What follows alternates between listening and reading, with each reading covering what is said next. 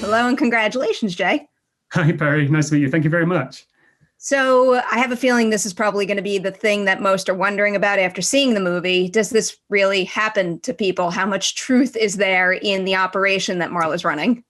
In Marla's operation, a lot of it happens. Unfortunately, it's true to life in the fact that there are lots of these predatory guardians who do prey on vulnerable and elderly people and sort of entrap them in these guardianships and basically sort of strip their life apart. It's the true life stories of it are really quite harrowing and horrifying.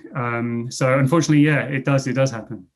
Is there any particular true detail you learned about that kind of scenario while you were prepping for this that maybe you didn't have the screen time to include in the movie that you wanted to? Not really. I mean, the sort of the aim of the movie wasn't really to do an expose on this scam. It was more to, show this scam and show how it's sort of like an example of what kind of happens in a world which is sort of focused on on success and on efficiency, and on trusting people that you already know, so like the judge works with Marla all the time. So likes her and understands her and trusts her in a way that he doesn't know the family member and doesn't trust them. And family member's emotional, whereas Marla's not. She's efficient and very well put together. I mean, one thing we spoke about while we were making the film, I spoke to Rosamund about, which maybe, you sort of get a sense of it, but it didn't really make the final film, which is if you met Marla in real life, like let's say at a party or something, you'd just think, well, she's like very attractive, very well put together, well dressed. She seems to have a great relationship, caring relationship with her girlfriend, and she's got great taste. I mean, her office is beautiful, and she's kind of smart, and she seems really really great person. And then you'd ask her, what do you do for a living? And she goes, well, I take care of elderly people. And you think this lady's great, she's a saint. But part of that, that thing of like people looking to the world as if they're like good people who do good things, but actually there's lots of bad things underneath the hood, I think is something that is very true of that world and true of lots of different people in positions of authority who get away with a lot because people just trust them because they're the guy that we know, so there's that element that didn't quite make it into the film, but I think is very true. In that case, then, on the flip side of it, what drew you to having, this protagonist that's doing a bad thing, having her go up against someone or at least target someone who is also doing a bad thing rather than having made Jennifer a more traditional innocent party? I mean, I think Jennifer's innocent of whatever, Marla's doing to her. She doesn't deserve that. I don't think anybody deserves that. I don't think...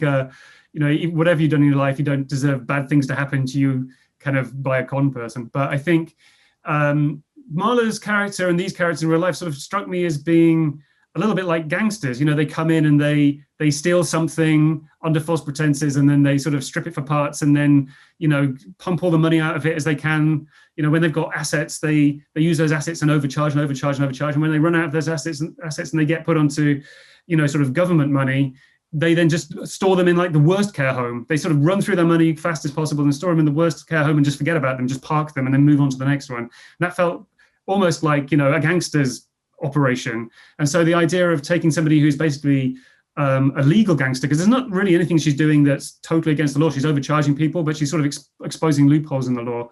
Running up against somebody who is a gangster and is on the other side of the law felt quite interesting. And because he has violence and ruthlessness and criminality on his side, where she is on the right side of the law, and how different are they? So having this sort of yin and yang of amorality pitted against each other and put them in sort of like a death match of who's going to give up first seemed like a bit of a delicious prospect. That it was. Before I get kicked out of here, I did want to ask you more of a broader career question, because I saw Alice Creed at Tribeca and I've been following your work ever since. And I know that jumping from Alice Creed to The Fifth Wave was a big step up as far as, scope and scale goes. But of course, that also comes with higher risk and expectations and maybe studio involvement. So how did the reception to that one wind up influencing the next project you wanted to do? I mean, I think it was less the reception than more my experience of it. I mean, on Alice Creed, I'd written it. And so I was totally across the script and was sort of, as the writer and director of it, I sort of had the power and authority, because it was on a lower budget, to make the film I wanted to make. and just sort of necessarily, as like a smaller filmmaker going to a big studio, I didn't have the authority or the power that I had on the smaller film.